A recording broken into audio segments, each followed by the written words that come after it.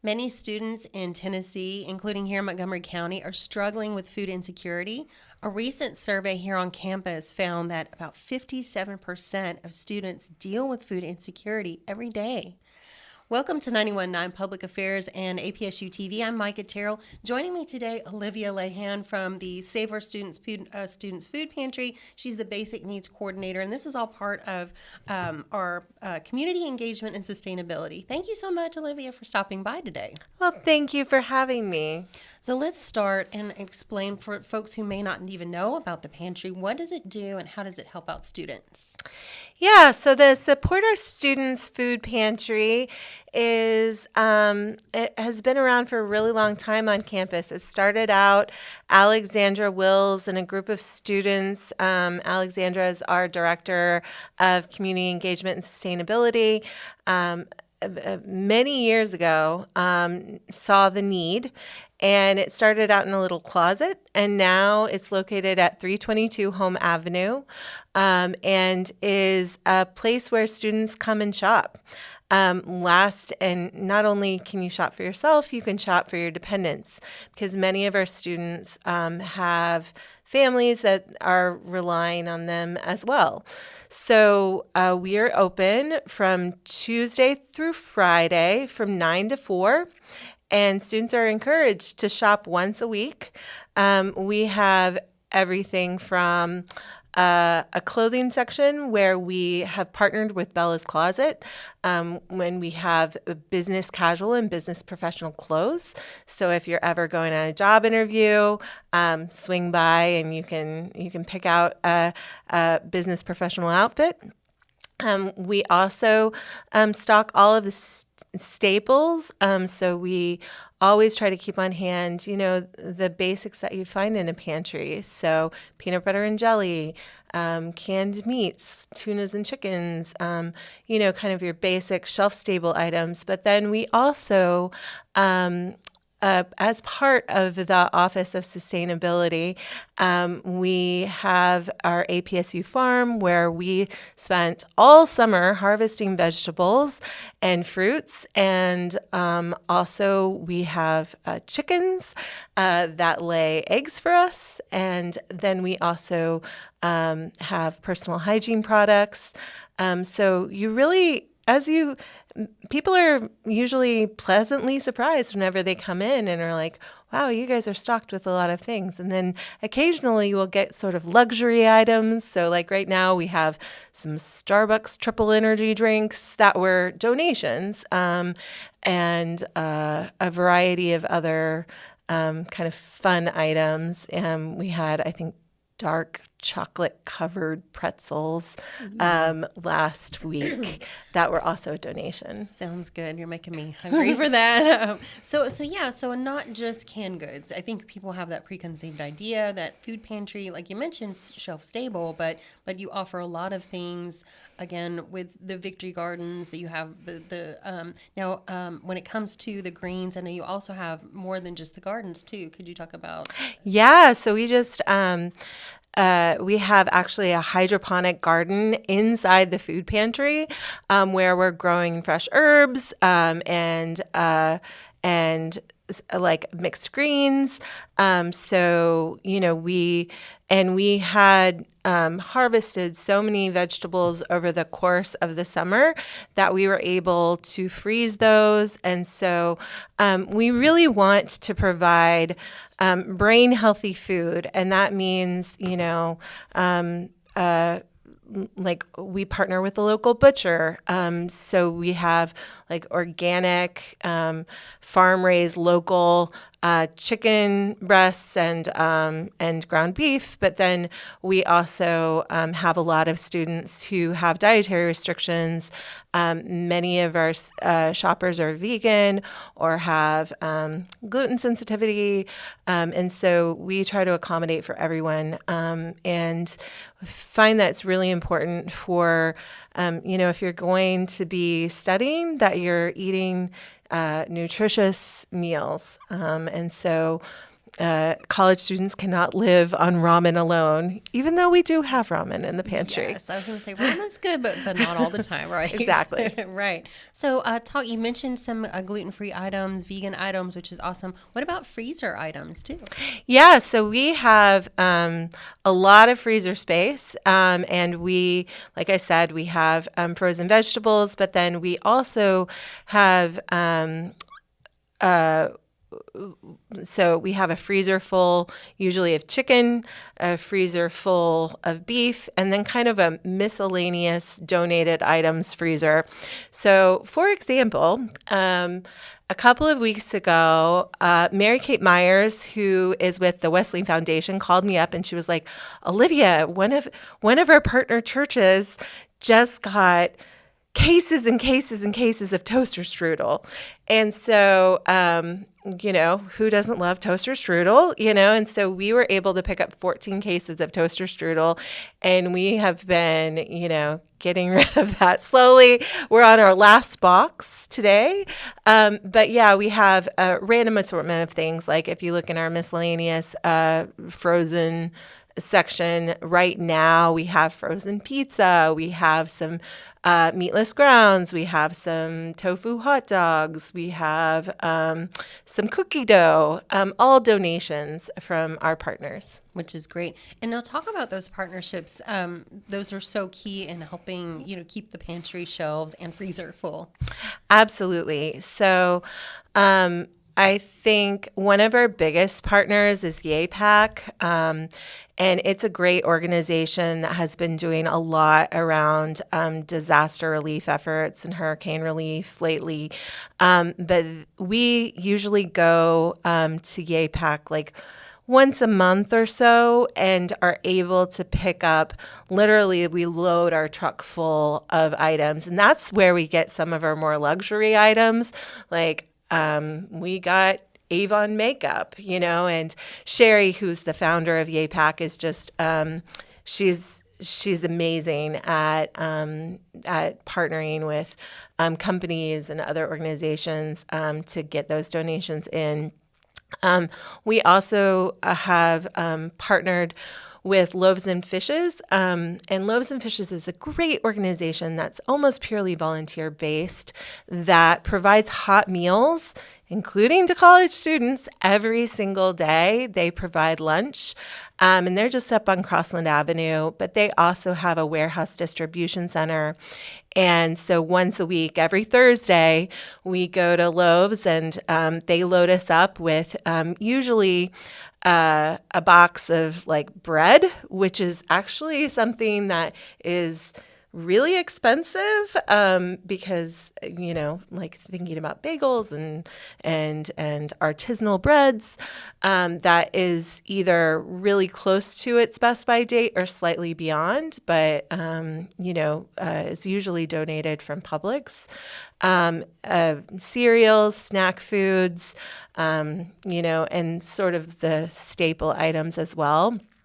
They interestingly we usually get a box of Chick-fil-A, like they freeze Chick-fil-A chicken breasts or nuggets at the end of every shift. And so we usually have a box of that we put in our chicken freezer.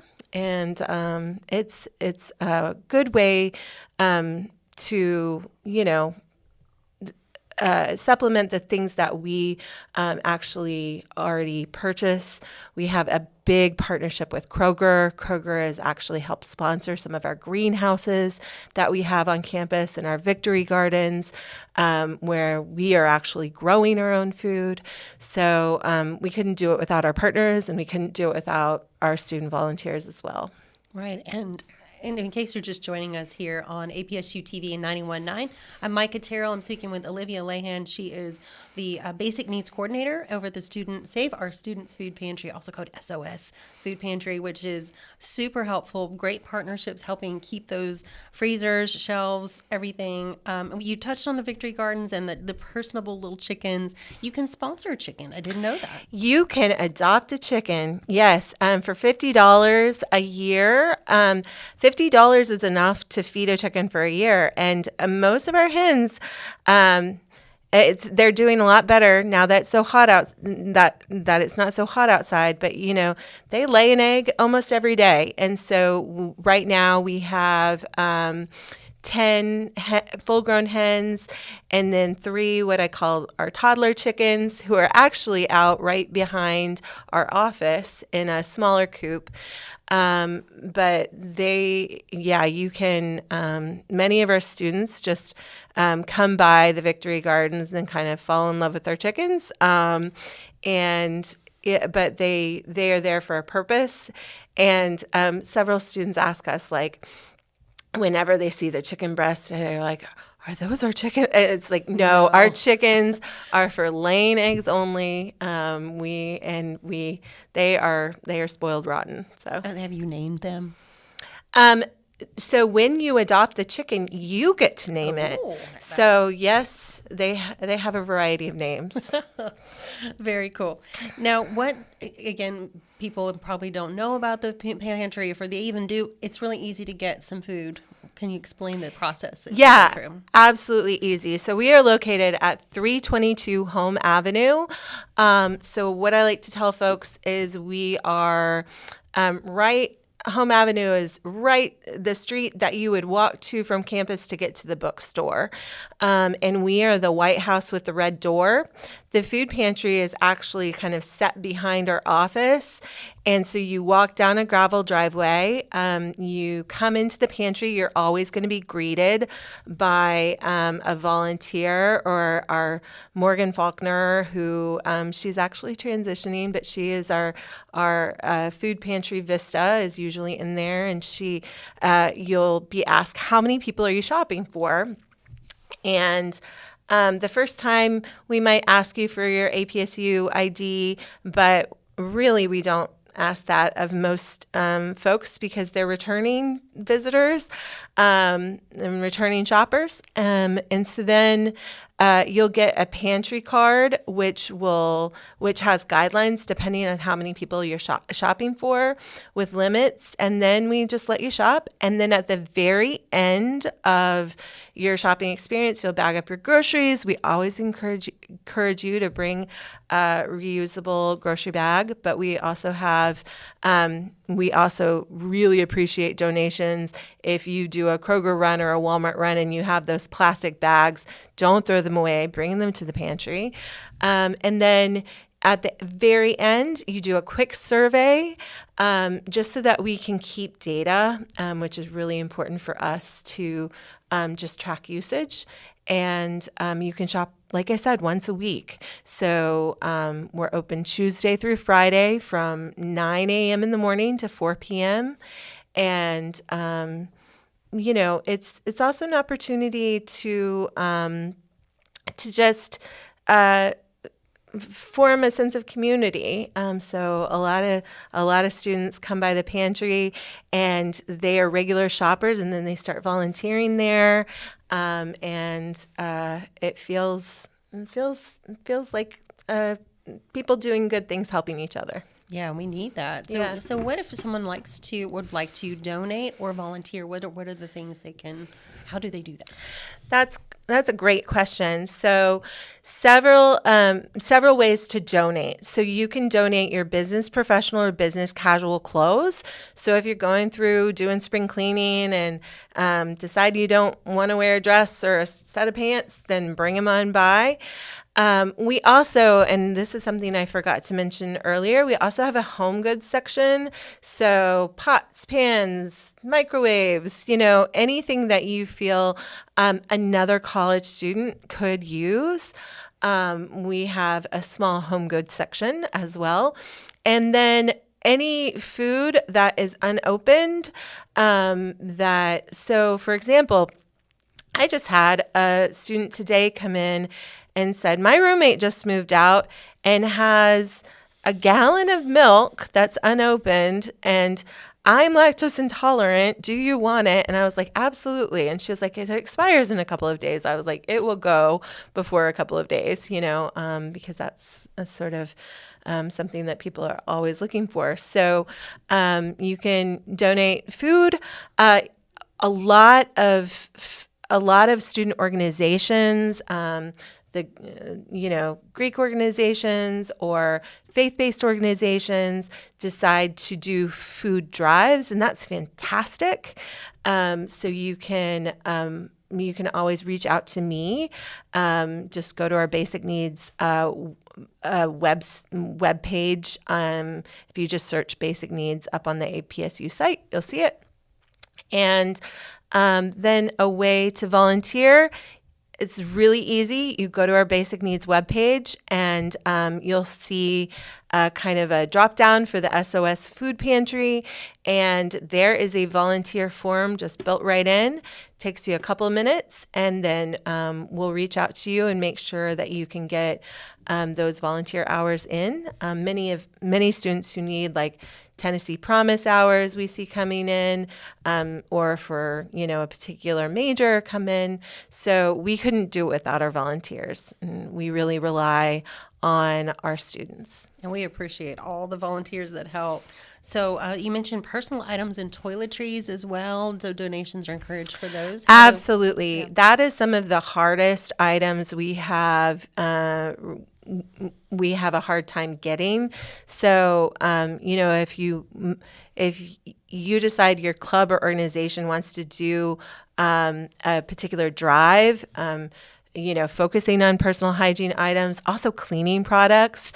So we are very fortunate right now to have like laundry detergent, those high cost items like dish soap, cleaning products, and are in high demand as well. Yeah, we need those. So if you're just tuning in, I'm Micah Terrell with 91.9 FM and APSU TV, and we're talking with Olivia Lahann. She's the Basic Needs Coordinator at S.O.S Food Pantry here on campus. And so we understand there's a huge community response. You've got local organizations helping. At the state level, too, lawmakers are trying to help get money for food pantries across the state.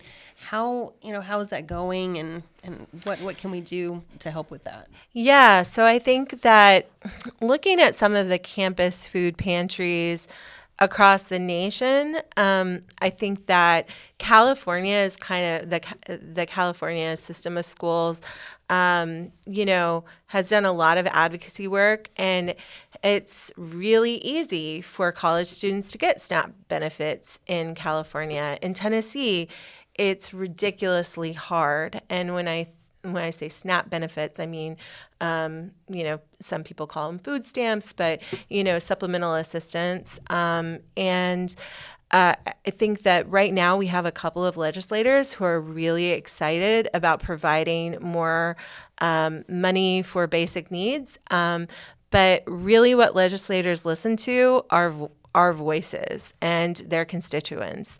And so we would love to create a coalition of students who really want to be advocates and to sort of join the food insecurity movement and ensure that students that are on campus are not or living off campus, because let's face it, many of our students are non-traditional adult students or commuting or living with their families, and everyone's struggling right now with the rising price of groceries. And so, we really do believe that there's a lot of different action that we can take collectively.